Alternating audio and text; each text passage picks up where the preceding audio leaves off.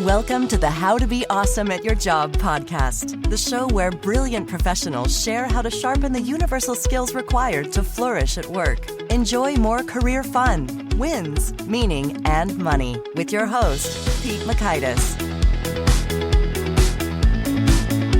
Hello, and thanks for joining us here for episode 593 with Patty Azzarello. Patty demystifies. If you've ever wondered, I'm working hard, but I'm not getting promoted, what's going on? Patty shows what's going on. So you'll learn 1, the top reason most people get stuck in their careers. 2, why results don't speak for themselves. And 3, how a simple email can forge powerful relationships.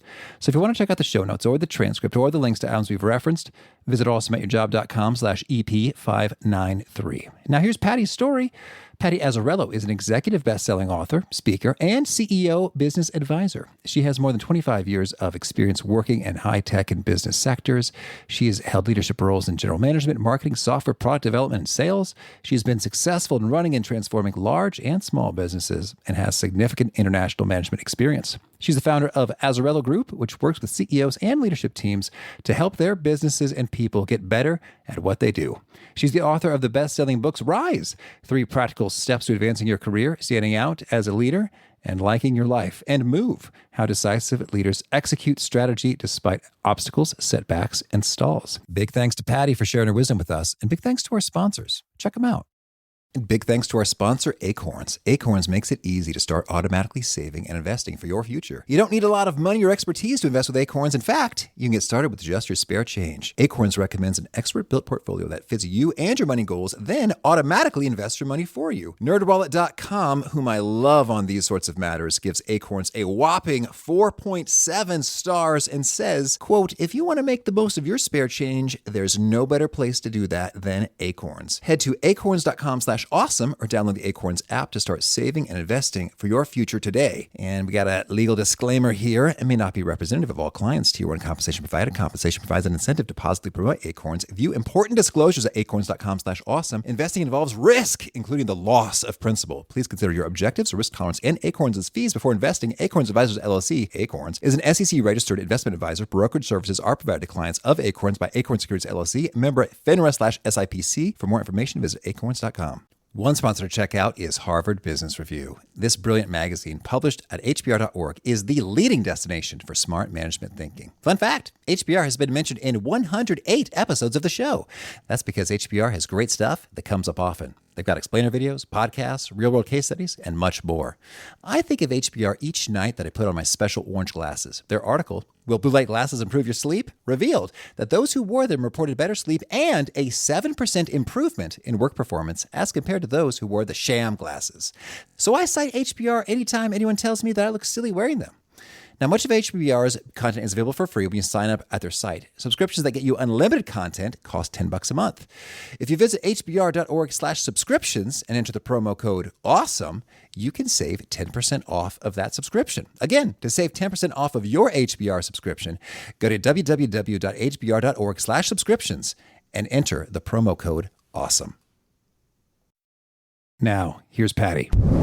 Patty, thanks for joining us here on the How to Be Awesome at Your Job podcast. Hi, Pete. It's great to be here. Well, we're going to be talking about how to... I love the forced awkward segue. We're going to be talking about how to rock out in your career and to rise. But you actually have some history in an actual rock and roll band. Tell us this story first. That is stating it a little bit generously. I started my own company 12 years ago, and I created an advisory board for my company. And as I was putting the board together, one of the people noticed that, we could form a band. There was a drummer, there was a keyboard player, there was a lead guitar player, and I describe myself as a willing singer.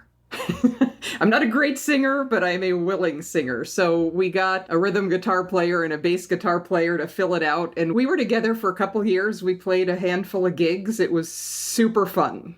It was just super, super fun. One of the funnest parts about bands are their names. What name did you go with? We never named the band. Oh, wow. We never named it. That makes you even cooler. My business is called Azzarello Group. We just would call it the Azzarello Group Band. It was sad. Well, it looks like you rose to power even in that context. Like your name was the one that got to be on the band. So we've got some things to learn from you. Oh, well, so you've done a whole lot of work and research in zeroing in on why some people rise or do not rise in their careers. And this is a fascinating topic. We had Carter Cast was a professor at Northwestern, talked about 5 career derailers, and you've got some insights yourself. So lay it on us. Maybe could you start us off by what's perhaps the most fascinating and surprising discovery you've made about what makes the difference between those who rise and those who don't? Well, I think the thing that gets most people tripped up is that working hard is not the answer. Okay. Sweet. Like just being great at delivering on your job description does not make you stand out. It helps you not get fired. But I find that people, they put their head down and they work super, super hard and they do an excellent job. And they just have the sense that if the world is fair, they're going to get tapped on the shoulder and they're going to get noticed and they're going to rise. But it doesn't work that way. And it's simply because everyone else is too busy to go find you and learn about what you're doing. And you have to figure out how to advocate for yourself in a positive and productive way if you want to stand out and if you want to get the recognition necessary to get ahead. Okay, so hardworking alone doesn't cut it. Delivering well on the things of your job description doesn't cut it. So it sounds like you're saying that's necessary. Like you need to do the thing that you were hired to do. And your book has 3 key sections: do better, look better, and connect better.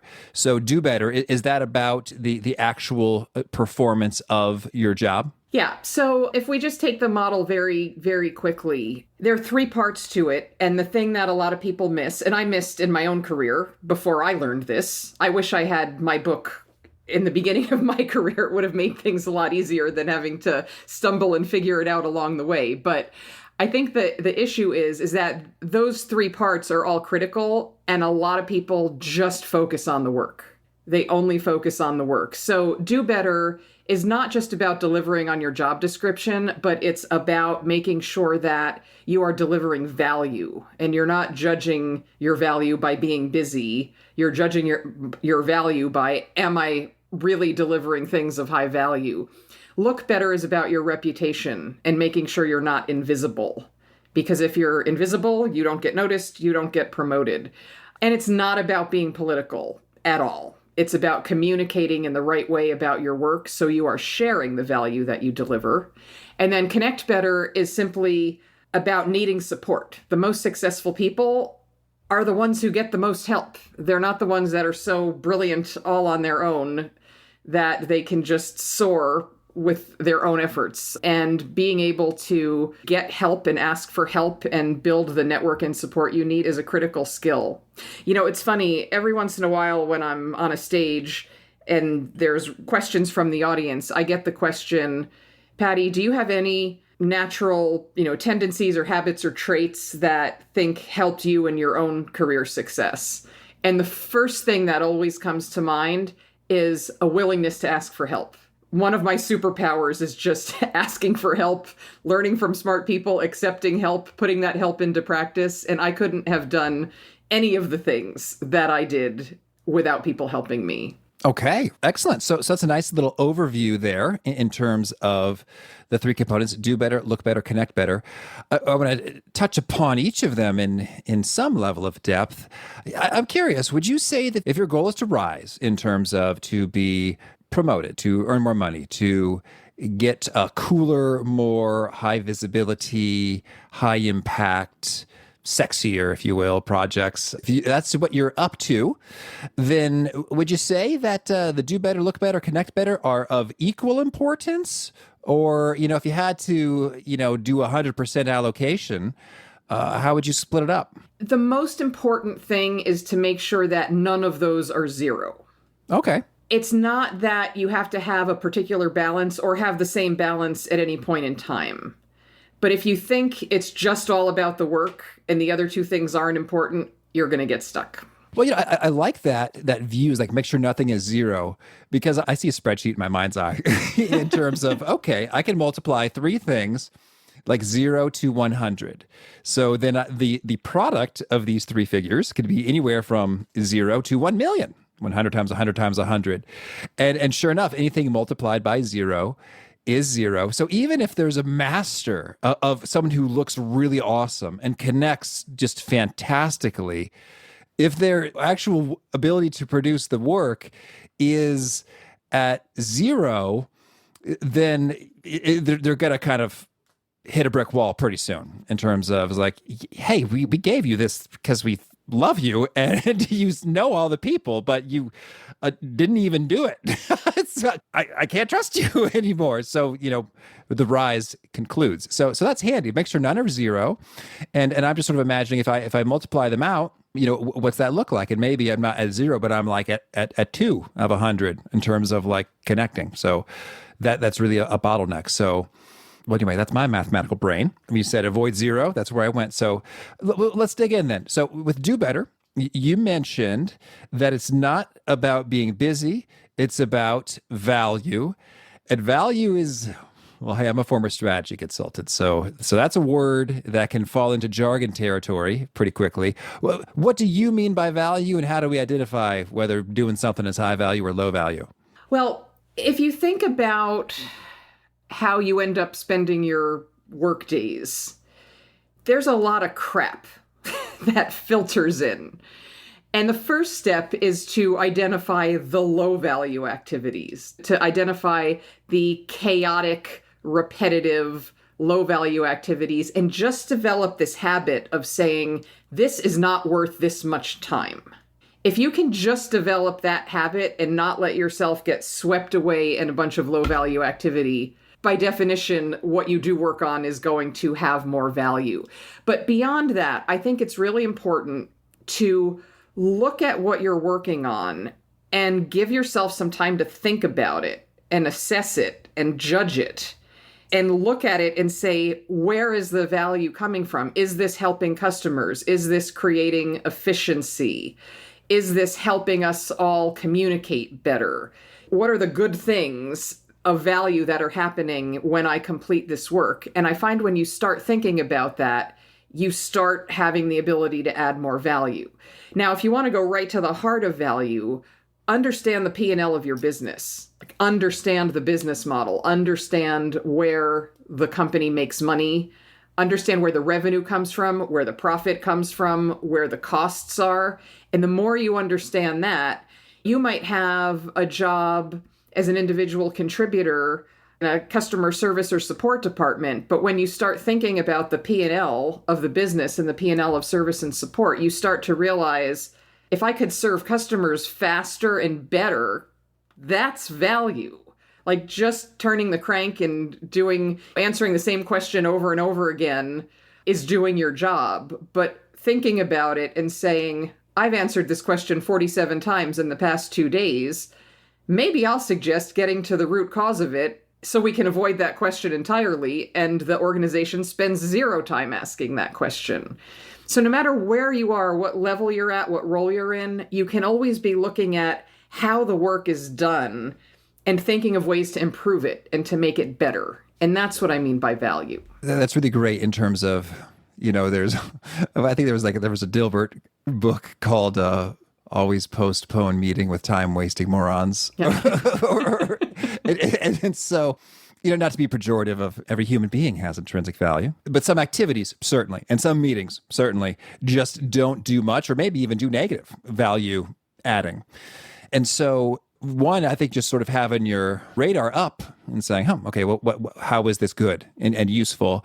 And then sometimes it's like, no one's asked that question in 5 years, and we should have stopped doing this a long time ago. Now that you mention it, that can sometimes be the outcome of just having that habit of regularly questioning.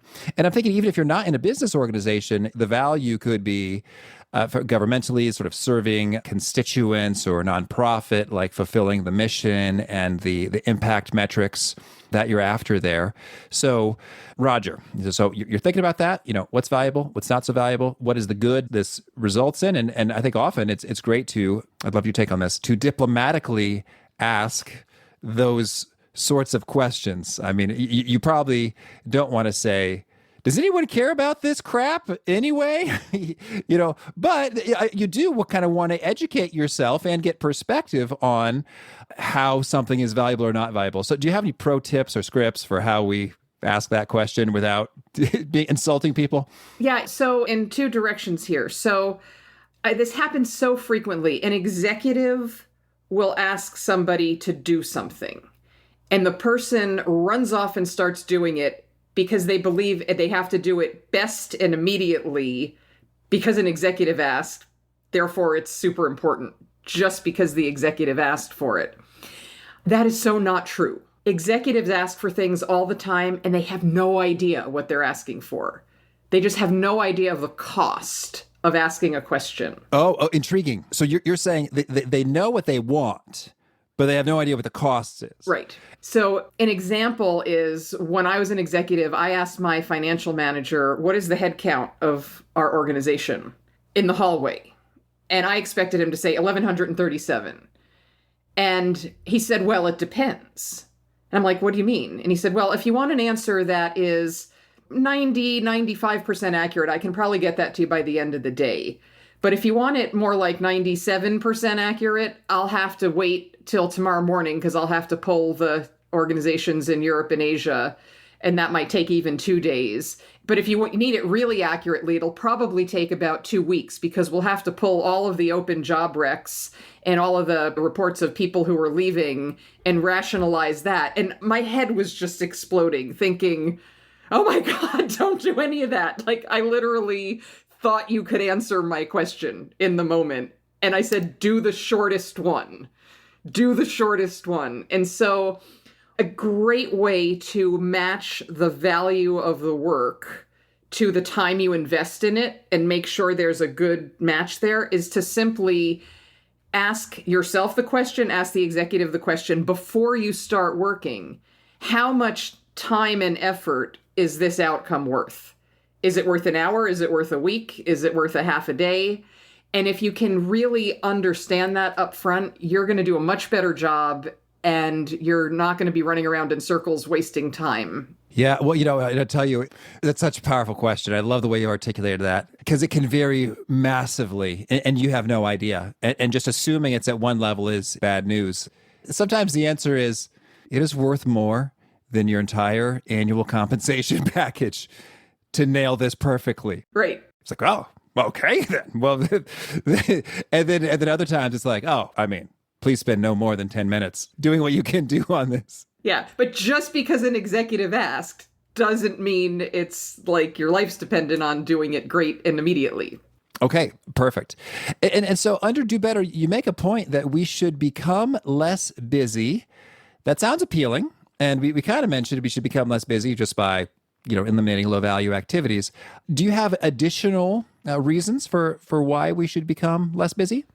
Well, so first and foremost, if you burn up all of your time on delivering just what's in your job description and you're overwhelmed by it, Look Better and Connect Better are going to be zero. All right. So first and foremost, it's important to be less busy for that. But it's also important to be less busy because you're a human being that has a life outside of work that also matters, and just grinding yourself up in your work is not my definition of success. My definition of success is that your job has to fit into your life in a way that your life works. And a big part of that is being less busy.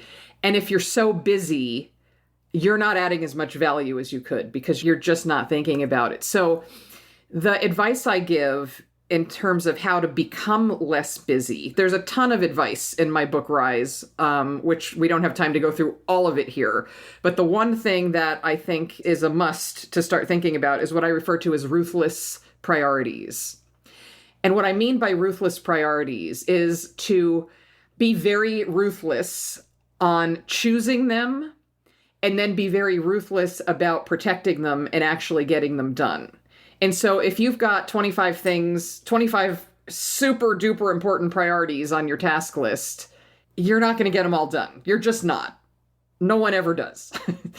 But if you try to start saying, I'm going to put these in rank order, or I'm going to draw a cut line, your head starts to explode because everything seems so important. You just feel like you got to do it all. What I like to do in that case is go through each one and ask the question, not is this important, but how bad would it be if I failed at this? And I find if you ask that of your 25 things, there's going to be a couple that suddenly rise to the top. And that's one way to choose your ruthless priorities. But choosing a ruthless priority does not mean you don't do anything else. It just means that you have one or two things. You're not going to have 25 or even 5 ruthless priorities. You're going to have one or two, and you're going to protect them. And you're going to commit to yourself, no matter what, I'm going to get that one done. No matter what else is happening in the world, I am going to get this one thing done, and I'm going to protect it.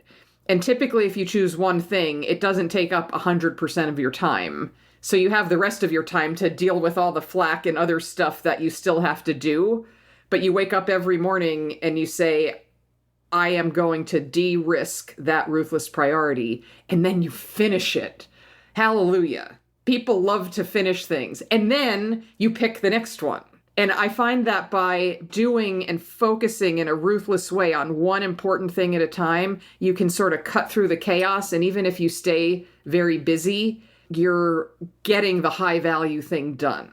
And the busyness is not getting you stuck anymore. Yeah, and I actually want to zero in on the hallelujah portion of that, because I think that what's great about that ruthless prioritizing question there is by taking the time to surface your own kind of emotional anxiety, angst associations with the to-do list, and then nailing the things that in a way have the most hidden terror embedded within them, you really will experience a sense of release and freedom and urgency, stress, anxiety leaving you. And this happened to me many times. Like I've just been surprised, like, oh, I feel so much lighter now that that is done. And I don't think I even knew that I would feel that way. But now, with your question, I will probably more frequently be able to identify that in advance and bring that into the prioritization.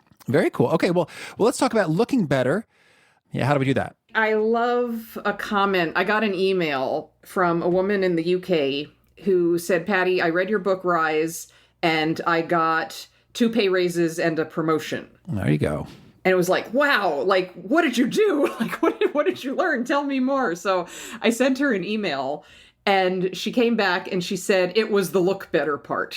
She had been kind of at a 0 on Look Better. She was in a marketing company, and she was in charge of events, getting people to events.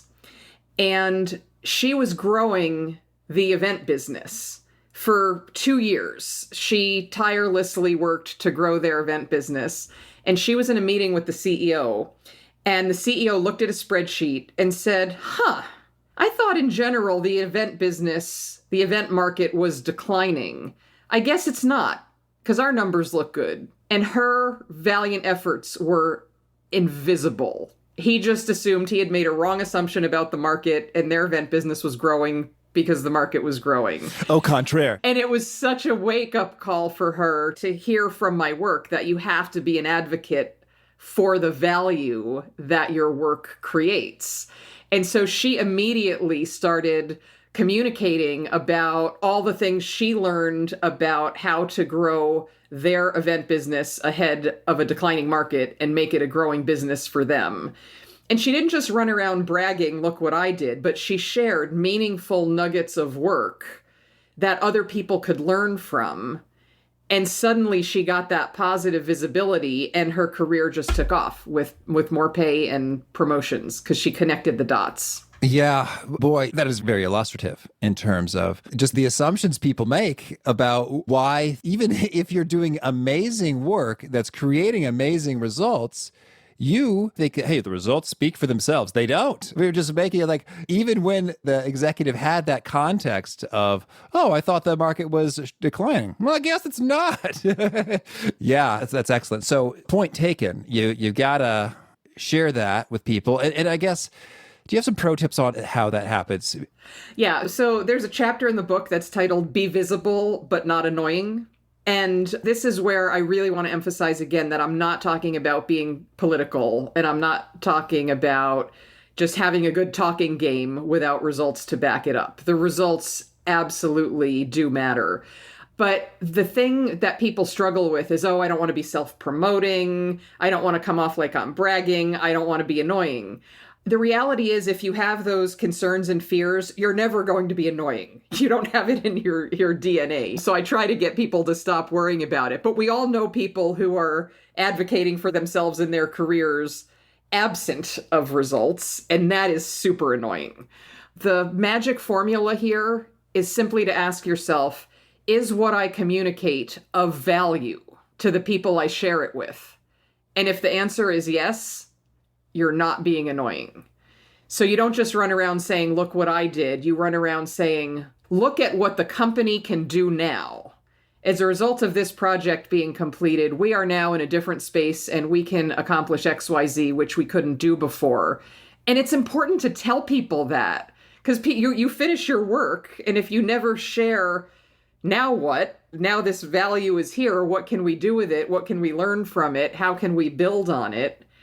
You're missing an opportunity to create even more value. So if you think about the way you communicate as creating value, because you're sharing how to collect the winnings of the results you delivered, that's never annoying. People are like, wow, that's fantastic. I can use that.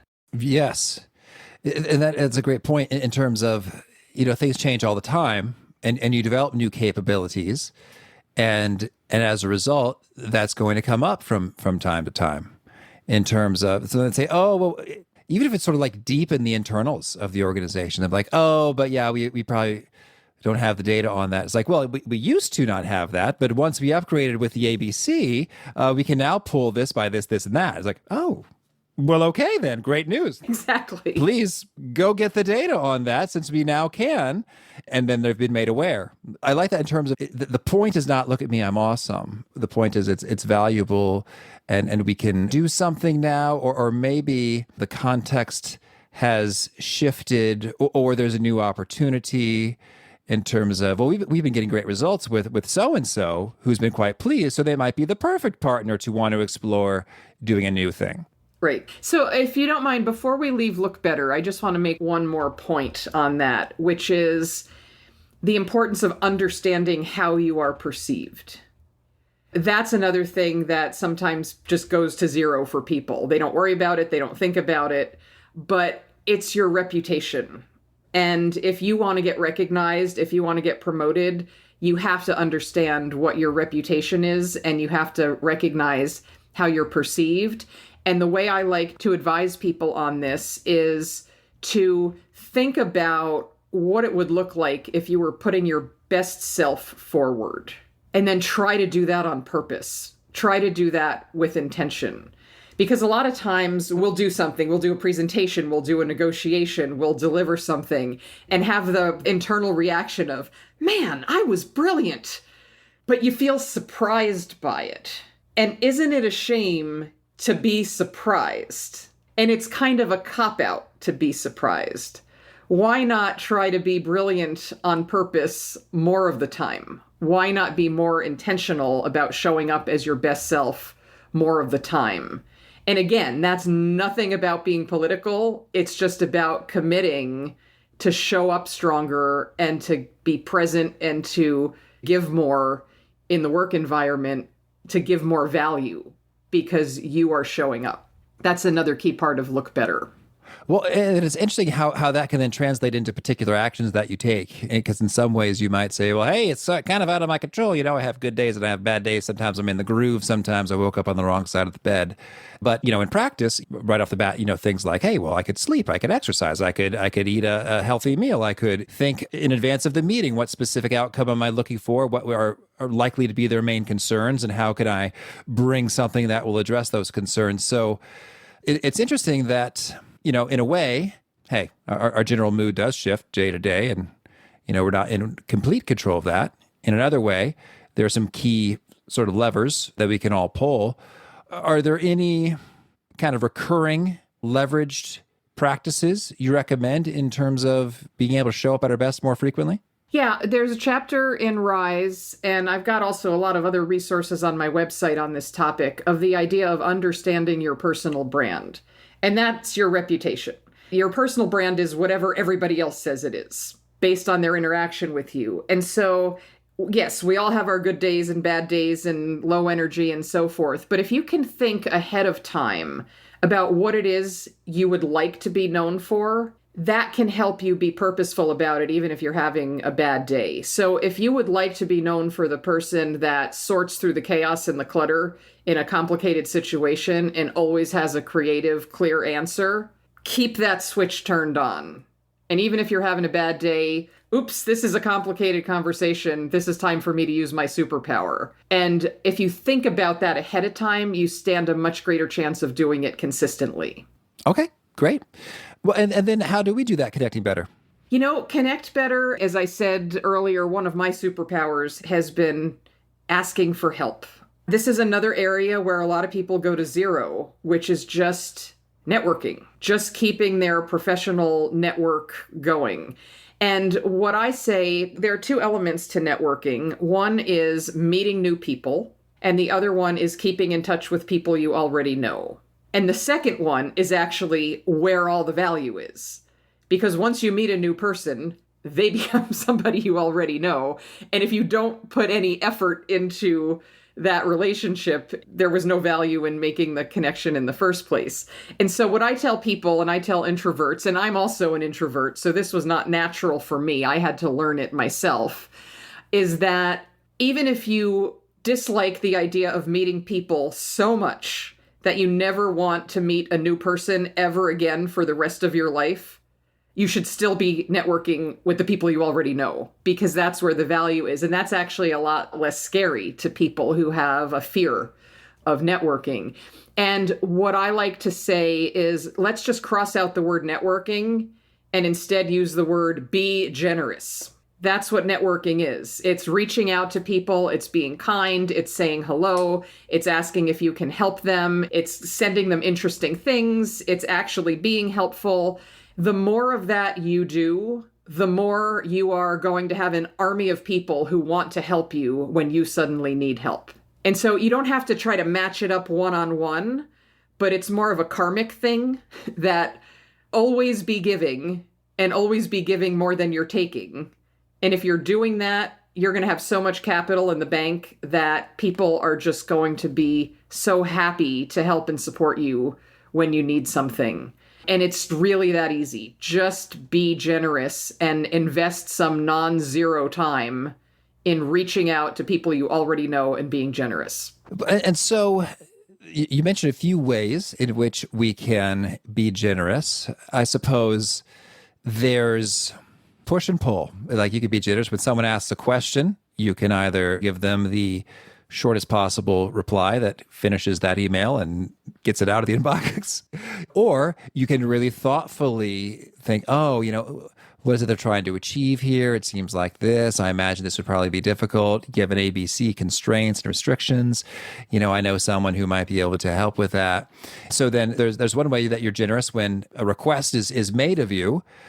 How do you recommend that we be generous when no one's asking for anything? Yeah, it's so simple. Hello.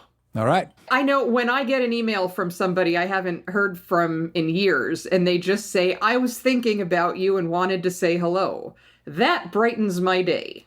Absolutely. And if those people, I have people in my life that do that regularly, maybe once a year or so. If they ever need anything from me, I'm so happy to do it because I feel like we're connected. I feel like the connection is current. It's really that easy. And I often challenge people in workshops. I say, how many meaningful like they say I'm too busy for networking, which just means I don't like networking and I don't want to prioritize it. And I say, I don't believe anybody is too busy to not be able to spend 30 minutes a month doing something intentional. How many networking outreaches could you do in 30 minutes? Now, if you're using LinkedIn or Facebook, a gazillion. Like, couple comments, you've got a lot of hits. But if you wrote thoughtful emails, you could probably write 5 thoughtful emails in 30 minutes. And if you did that once a month, you would have done a thoughtful outreach to 60 people in a year, which is infinitely bigger than 0. and it's of value. And so I really challenge people to do that. And they're like, well, what do I do? And I say, just say, hi, I was thinking about that project we worked on together and that funny thing that happened. And I just wanted to say hello. And here's what I'm doing. You know, my kids just started college. No need to reply, just thinking about you. But if you do get a minute, I'd love to hear what's up with you. Something like that. It's easy for them to read. It doesn't take a lot of time. You're giving them something. And this woman said to me, she came back to another workshop of mine 3 or 6 months later, and she said, Patty, when you told me to do that, I thought that was the stupidest thing I ever heard. I just thought that was the stupidest thing I ever heard. I thought it was just a waste of my time, a waste of the other person's time to have an email with no useful, relevant content in it. But I took your dare, and I did it. And she said, I have to thank you because it has been wonderful. I have gotten back so much from these simple outreaches that have just made me smile, and a few useful things even happened. And there you go. It's another hallelujah moment. We tend to, I think, sometimes think about networking as this big scary thing where you're supposed to go schmooze with highly important, influential people and get them to do something for you in the first meeting. It's like, no, say hello to your friends. That's networking. And I love how there have been many friends that I've wanted, intended to reach out to. And it's almost like a vicious cycle in terms of, it's kind of been a while. And I feel like if it's been a while, then I really got to bring it, in terms of, but it could just be, I love what you says, like, hey, I was thinking about you and how we did this thing. I hope you're doing well. And just maybe like a comment like, that was really funny. Or I really appreciate how you did this. It's like, this has come up again and again. I still haven't thrown away your Christmas card because you're all so adorable and it's on my desk. Hope you're doing well. Exactly.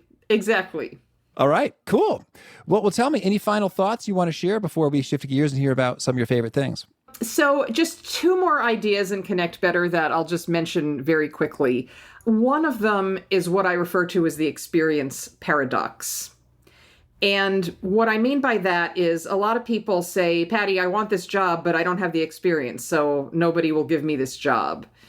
And what I mean by the experience paradox is you can't get the job without the experience, but you can get the experience without the job. There you go.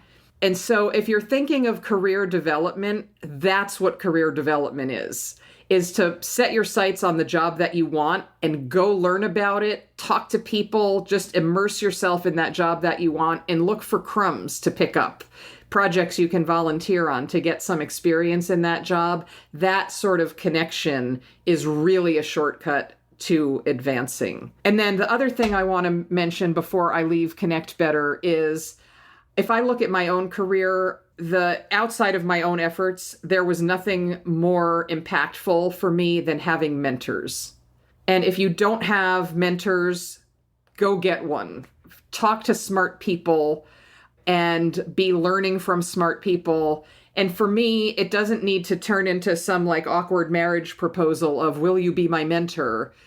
Because you can just learn from smart people and they never know that they're your mentor.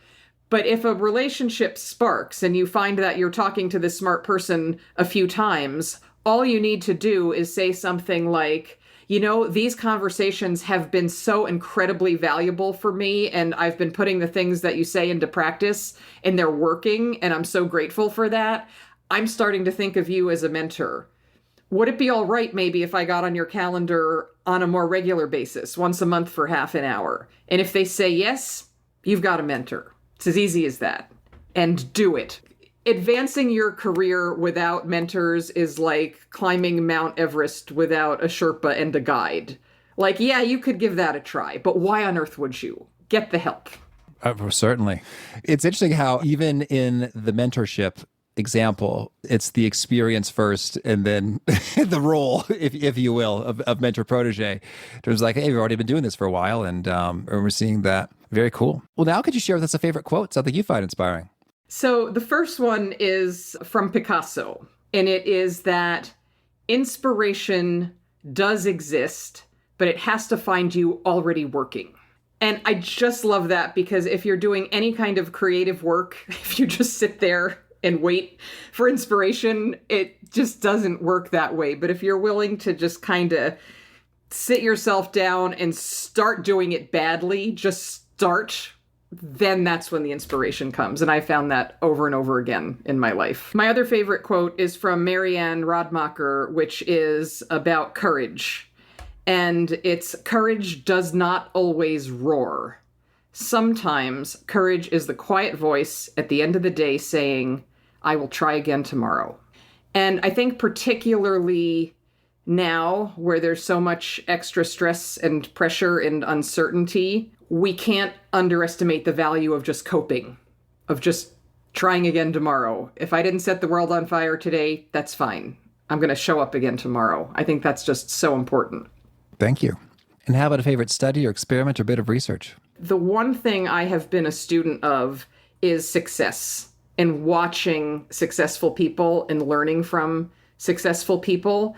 And the area that I'm most fascinated by is what it takes, is what the investment is behind that success. Because I think a lot of times we have a tendency to just look at success and think it was easy for the person. And I love understanding what was not easy about that. I'm fascinated by that. And I have another quote by Michelangelo, which just cracks me up, which is, if people knew how hard I worked to get my mastery, it wouldn't seem so wonderful at all. Lovely. And how about a favorite book? In terms of like business books and books that enrich your knowledge, one of my favorite books is Made to Stick by Chip and Dan Heath, about how to communicate effectively. That was just like a lightning bolt, and that kind of changed everything for me. I love that book. Well, thank you. And how about a favorite tool? My checkbook. All right. If you look in my tool drawer in my house, I have a hammer and I have duct tape. I have a couple of screwdrivers, and if it can't be fixed with that, I use my checkbook. And I'm not a gadgety person. I have probably the fewest apps on my devices of anyone that I know. But one of my roads to success was just realizing there are certain jobs I shouldn't do, and just being willing to outsource and get someone else to do some of the things that are not in my wheelhouse is my favorite tool, delegating. And a favorite habit? I started about 5 years ago committing to exercise every single day. And for the first 2 years, I had a 100% record. And what was fascinating to me about that was it required much less discipline to make it not optional. Because before it's like, will I, won't I, will I do a harder workout tomorrow? I spent so much mental anguish in deciding on a given day whether or not I was going to exercise. And as soon as I made it not optional, boom, I got so much mental time back, and it required so much less discipline. So I've been doing that for about 5 years now. I don't have a perfect record anymore, but I miss a handful of days a year, which for me is close enough. And is there a particular nugget you share that really seems to connect and resonate with people? They quote it back to you frequently? You know, it kind of gets back to our theme that's been running through this conversation about not staying too busy. And it's one of the most highlighted things in my book, Rise, which is you have to find a way to deal with all of the work, not do all of the work. You can't just let stuff drop on the floor, but man, don't just do it all as it comes across the table. Deal with it all and do the stuff that matters. And if folks want to learn more or get in touch, where would you point them? I would point them to my website, which is azzarellogroup.com. And I also have an online professional development program that's called my Executive Mentoring Group. And you can find that at executivementoringgroup.com, or if you don't want to type so much, execmentorgroup.com. All right. And do you have a final challenge or call to action for folks looking to be awesome at their jobs? Schedule some time to think. If you're not doing that already, schedule some time to think and use it to conquer your busyness and make sure that the look better and connect better portions of your efforts are not zero. But it all starts with scheduling time to think. Give yourself that gift. All right. Patty, this has been a treat. I wish you lots of luck and all the more rising. Thank you. It's been super fun. Boy, Patty shared so much good stuff. I really like those 3 segments and how you don't want any of them to be zero. and how it's easy to forget. It's easy to forget one of them and just go all in on working harder and better for the most part, for most of us, I think. But what really was most impactful for me personally was that notion of just sending at that quick note, which says, oh, hey, I was thinking about you. It's been a while. Hope you're doing well. Like very minimal content. And I think, I guess I'm a content creator. I want everything to be really awesome and be awesome at my job. But I actually was moved and took Patty's recommendation and said, you know what? It doesn't need to be a big, fancy, amazing message just because a person is important to me and I haven't talked to them in a while. And I think that they deserve it. And I should be really great to re-enter and break the ice again. And so I just called my buddy and texted him. Pat had been too long. And we had just a fantastic conversation, which I think was good for both of us. And I'm so glad I did that and was able to get over myself. It's like, oh, it's been a long time. They might think it's weird. It's sort of awkward now because it's been a while. And, oh, I got to be really clever and have an explanation for. No, you don't. It's like, hey, man, I was thinking about you. And it worked great. So, again, the show notes, the transcript, the links to items we've referenced are at awesomeatyourjob.com/ep. 593. If you haven't already, I recommend pushing subscribe so you catch our next episode automatically. We're chatting with Carson Tate about her 4 productivity styles framework, which she didn't just make up. It's based on millions of data points, which I like, and I think you will too. Hope to catch you there. And peace. Thanks for listening. To get the most out of the show, we recommend 2 key things. First, check out the extra resources at awesomeatyourjob.com. You can find this episode's transcript and links, as well as the perfect episode for your situation. You can search the full text transcripts of hundreds of episodes or explore episodes tagged by topic and competency covered. Second, subscribe to the podcast and get future episodes automatically. You can subscribe by telling Siri and several other smartphones and speakers, subscribe to the How to Be Awesome at Your Job podcast, or by tapping subscribe in your podcast player of choice. If you'd like some extra help figuring out podcasts and how subscriptions work, visit awesomeatyourjob.com/subscribe for guidance. Hope to catch you on the next episode of How to Be Awesome at Your Job.